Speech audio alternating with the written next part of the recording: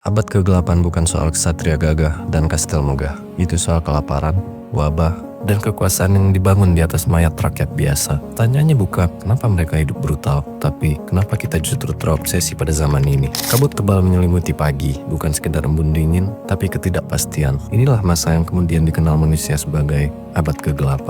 Sebuah zaman ketika kehidupan sehari-hari dipenuhi ketakutan, politik runtuh, perang tak pernah benar-benar berakhir, dan penyakit menjalar lebih cepat daripada doa. Kerajaan berperang melawan kerajaan, bangsawan feodal saling menikam dari balik meja perjamuan. Sementara rakyat jelata hanya menjadi angka atau mayat di pinggir jalan. Desa-desa dijarah, kota-kota kehilangan cahaya, bangunan megah ditinggalkan hingga batu-batunya dicuri untuk bertahan hidup. Wabah hitam datang seperti hukuman kosmik, jutaan jiwa lenyap tanpa perlawanan. Tubuh-tubuh membusuk di jalanan, ketakutan lebih menular daripada penyakit itu sendiri. Tidak ada sains, tidak ada penjelasan, yang ada hanya bisikan dosa, kutukan, dan murka Tuhan. Manusia pada masa ini jarang hidup sehat, apalagi bersih. Air bersih sulit, makanan terbatas, dan usia 30 tahun sudah dianggap tua. Mayoritas bekerja tanpa henti sebagai petani, pengrajin, atau buruh, hanya untuk memastikan hari esok masih ada. Tingkat literasi nyaris runtuh, ketidaktahuan menjadi tanah subur bagi tahayul, praktik magis, dan kepercayaan irasional. Benar-benar gelap, atau setidaknya begitu yang kita bayangkan. Ironisnya, justru kegelapan inilah yang sangat memikat manusia modern. Kita melihat bayangan dalam dunia J.R.R. Tolkien, di medan perang, A Song of Ice and Fire, karya George R.R. Martin, film seperti Bravenheart, Kingdom of Heaven, A Knight's Tales Memories, penderitaan menjadi kepahlawanan. Game seperti The Witcher, Dark Souls, Dragon Age, hingga Crusader King mengubah tragedi menjadi hiburan. Namun pertanyaannya sederhana, sekaligus mengganggu. Seberapa gelap sebenarnya abad ke-8 itu? Apakah kegelapan itu benar-benar milik masa lalu? Ataukah ia masih ada, hanya berganti wajah? Secara historis, istilah abad ke-8 awalnya merujuk secara eksklusif pada Eropa Barat. Pada periode setelah runtuhnya Kekaisaran Romawi Barat, memang beberapa narasi modern kerap menyeret Timur, Cina, atau dunia Islam ke dalam label yang sama. Meski kenyataannya untuk konteks ini, fokus kita jelas. Eropa Barat, tempat mitos kegelapan itu lahir.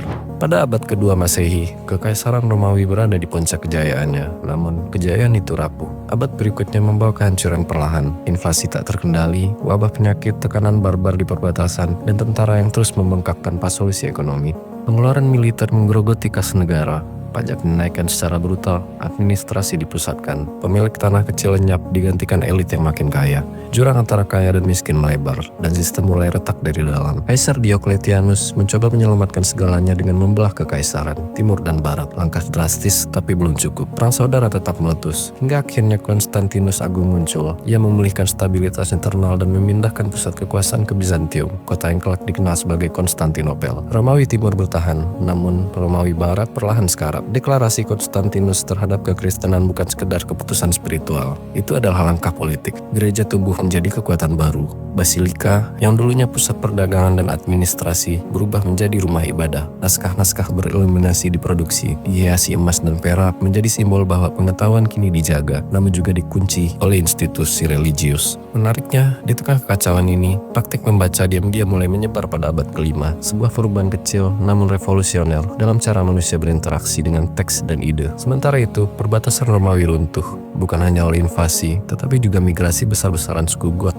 dan kelompok barbar lainnya. Wilayah barat terpecah menjadi kerajaan-kerajaan kecil yang rapuh, saling curiga dan haus kekuasaan. Dan akhirnya tahun 476 Masehi, seorang pemimpin barbar bernama Odoacer menggulingkan kaisar terakhir Romawi Barat, Romulus Augustulus. Tanpa ledakan besar, tanpa akhir yang heroik, hanya sunyi dan kehancuran yang menjadi normal baru. Romawi jatuh, dan dari runtuhannya lahir legenda tentang abad ke-8. Tapi pertanyaan terakhir tetap menggantung.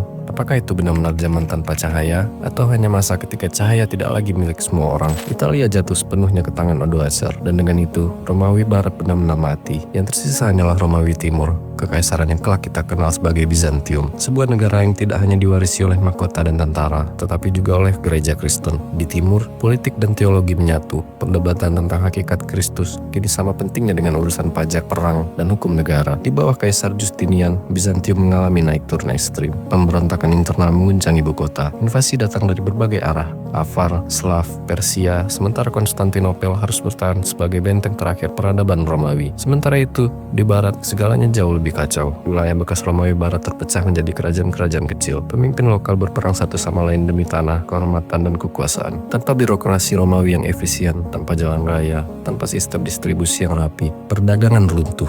pendidikan memudar, pertukaran budaya nyaris berhenti. Kota-kota menyusut, sebagian ditinggalkan sepenuhnya, literasi anjlok drastis. Dan dari kehancuran ini, lahirlah fondasi feodalisme, sistem yang akan mendefinisikan Eropa selama berabad-abad. Namun, seolah kehancuran politik belum cukup, alam sendiri ikut campur. Setelah setengah abad setelah runtuhnya Romawi Barat, dunia memasuki salah satu periode tergelap dalam sejarah manusia, tahun 536 Masehi. Sejarawan Bizantium Procopius menulis bahwa matahari bersinar seperti bulan tanpa cahaya, tanpa kehangatan, selama setahun penuh. Michael dari Suriah mencatat bahwa matahari gelap selama 18 bulan, hanya bersinar lemah selama beberapa jam sehari. Buah-buahan tidak matang, anggur terasa asam, panen gagal. Penelitian modern menunjukkan penyebabnya kemungkinan adalah letusan gunung berapi raksasa yang menyembur abu ke atmosfer dan menggelapkan langit di seluruh dunia. Dampaknya global, kelaparan meluas. Irlandia mengalami apa yang mereka sebut kegagalan roti. Kekurangan makanan dilaporkan di berbagai wilayah Eropa dan Asia. Tanpa sinar matahari, tubuh manusia kekurangan vitamin D, sistem imun melemah, dan wabah pun muncul.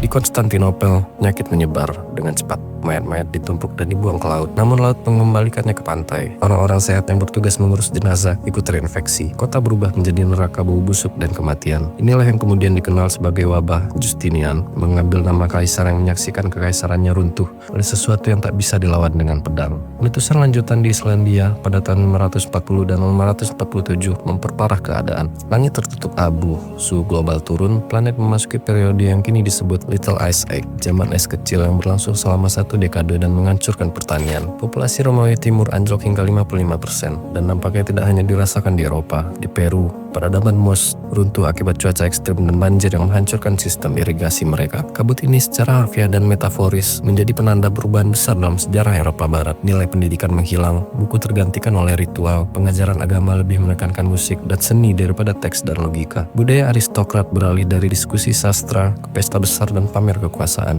Ikatan keluarga elit menguat dan konflik internal pun meningkat. Perempuan dipersempit perannya hanya istri dan ibu. Kekuasaan di tangan perempuan dipandang sebagai sesuatu yang tidak wajar. Pola kepemilikan tanah kacau, sebagian dimiliki individu, sebagian dianggap milik bersama. Namun pada praktiknya, tanah dikuasai aristokrat dan rakyat bekerja di atasnya sebagai petani. Menariknya, garis antara petani bebas dan bangsawan tidak terlalu tegas. Melalui dinasti militer, beberapa keluarga petani masih bisa naik ke aristokrasi. Namun, kebutuhan tenaga tempur sering dipenuhi melalui perang dan penyerbuan. Di Italia, kerajaan Ostrogoth di bawah Raja Theodoric mempertahankan banyak tradisi Romawi. Senat masih bersidang, hak paus dihormati, namun kehidupan kota runtuh.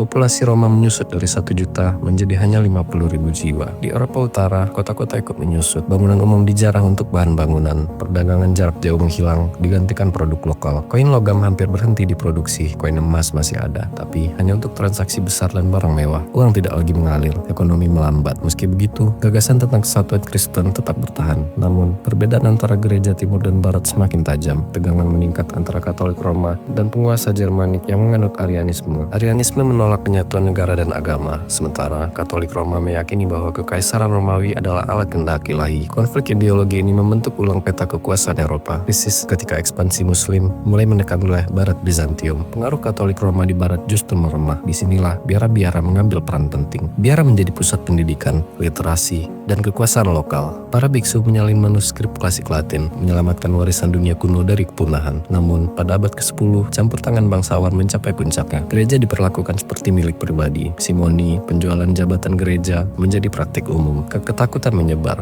Jika imam diangkat secara tidak sah, apakah sakramen masih sah? Seperti respon, muncul reformasi besar. Tahun 909, biara Cluny didirikan, bebas dari kontrol bangsawan, langsung di bawah perlindungan paus. Reformasi Cluniak mengubah segalanya. Ia memperkuat gagasan bahwa gereja harus bebas dari kekuasaan sekuler agar bisa menjalankan tugas sucinya. Memasuki abad pertengahan tinggi, masyarakat Eropa tersusun dalam 3 lapisan. Rohaniawan berdoa, bangsawan berperang, dan rakyat biasa bekerja. Gereja berdiri di pusat segalanya, sebagai perantara Tuhan dan manusia, sebagai kekuatan politik, sebagai pemilik tanah terbesar di Eropa. Ziarah berkembang, Roma, Yerusalem, dan tempat-tempat suci baru dipadati peziarah. Namun di sisi lain, muncul kelompok-kelompok yang menolak ajaran Katolik seperti Waldensian dan Cathar. Dan dari semua konflik ini, iman, kekuasaan, alam, dan manusia, lahirlah dunia yang kita kenal sebagai abad kegelapan. Bukan karena tidak ada cahaya, melainkan karena cahaya itu hanya hanya dimiliki oleh segelintir orang. Ketika kekuasaan gereja menguat, Paus mulai bertindak lebih keras. Inkuisitor ditunjuk untuk memburu ajaran yang dianggap menyimpang. Siapapun yang berbeda, yang bertanya terlalu jauh, atau menafsirkan iman dengan cara lain, bisa dicap sesat.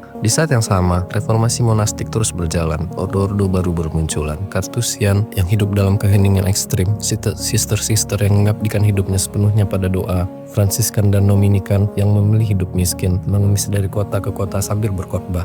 Abad ke-11 menjadi masa pembangunan besar di wilayah Eropa. Di wilayah dengan kekuasaan yang lemah, kastil-kastil baru menjamur. Di Eropa Tengah, menara benteng tinggi berdiri untuk pengawasan. Di Italia, keluarga kaya membangun menara-menara kota sebagai simbol kekuasaan dan status. Ziarah besar-besaran mendorong pembangunan gereja raksasa. Lahir gaya Romanesque, dinding-dinding batu tebal, lengkungan besar, pahatan kasar, dan kubah berat. Bangunan ini tidak dibuat untuk keindahan semata, tetapi untuk ketahanan dan rasa takut akan Tuhan. Tokoh-tokoh mistik menjadi populer. Franciscus dari Assisi dihormati karena kesederhanaannya. Perempuan seperti Hildegard dari Bingen Mysticus, komposer, dan sarjana muncul sebagai pengecualian langka di dunia yang membatasi perempuan. Di sisi lain, mistisisme Yahudi mencapai puncaknya dengan penyusunan Zohar, teks utama Kabalah. Dalam gereja sendiri, rohaniwan terbagi dua. Rohaniwan sekuler, imam paroki, hidup di tengah masyarakat, memimpin misa, membaptis, menikahkan, dan menguburkan. Sementara rohaniwan reguler, biarawan dan friar, hidup dalam biara, mengikuti aturan ketat kemiskinan, selibat, dan ketaatan. Selibat klerikal diberlakukan agar iman sepenuhnya fokus pada Tuhan, terpisah dari urusan keluarga dan harta. Ini memperlebar jarak antara rohaniwan dan rakyat biasa. Gereja tidak hanya mengurus iman, ia mengadili moral, menentukan benar dan salah, menobatkan raja, dan mempengaruhi kebijakan publik. Biara dan katedral menjadi pusat pendidikan dan penulisan dokumen. Namun, hierarki sosial yang kaku membatasi mobilitas. Tanah dikuasai bangsawan dan gereja, yang lebih mengutamakan stabilitas daripada inovasi. Meski dunia timur dilanda kekeringan, kelaparan, dan kudeta antara tahun 950 sampai 1060, Eropa Barat justru tumbuh pesat. Populasi melonjak dari sekitar 35 juta menjadi 80 juta sebelum 1347. Teknik pertanian membaik, sistem rotasi 3 ladang meningkatkan hasil panen. Bajak berat dan kolar kuda membuat tanah berat bisa diolah, iklim lebih bersahabat, invasi berkurang. Inilah awal revolusi komersial abad pertengahan. Perdagangan jarak jauh bangkit, garam, sutra, anggur diperdagangkan lintas wilayah. Koin emas dicetak, surat tukar muncul, kota-kota baru tumbuh.